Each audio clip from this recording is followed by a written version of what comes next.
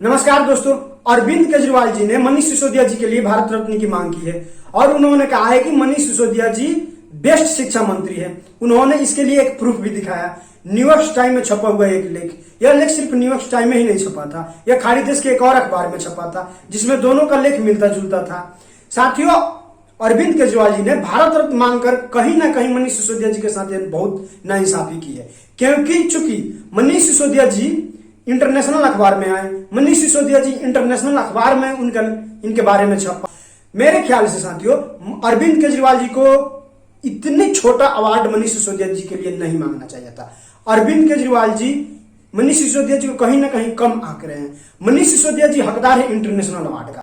अरविंद केजरीवाल जी को मनीष सिसोदिया जी के लिए मांगना चाहिए था नोबेल पुरस्कार। अरविंद केजरीवाल जी को मनीष सिसोदिया जी के लिए मांगना चाहिए था बुकर प्राइज। अरविंद केजरीवाल जी को मनीष सिसोदिया जी के लिए मांगना चाहिए था दी एकेडमिक अवार्ड। इस लेवल के हैं मनीष सिसोदिया जी।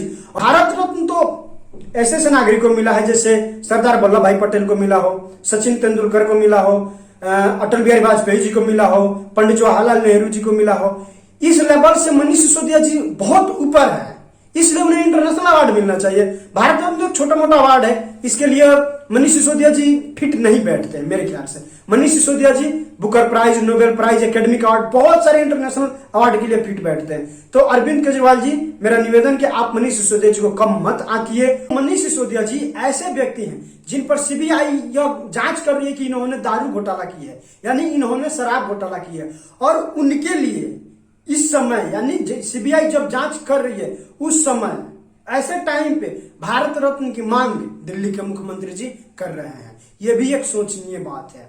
साथियों, अरविंद केजरीवाल जी को लगता है कि मनीष सिसोदिया जी बेस्ट शिक्षा मंत्री है, भारत के अब तक बने सबसे बेस्ट शिक्षा मंत्री, जिन्होंने शिक्षा के क्षेत्र में बहुत सारे प्रगति की, बहुत सारे स्कूलों में सुधार लाए।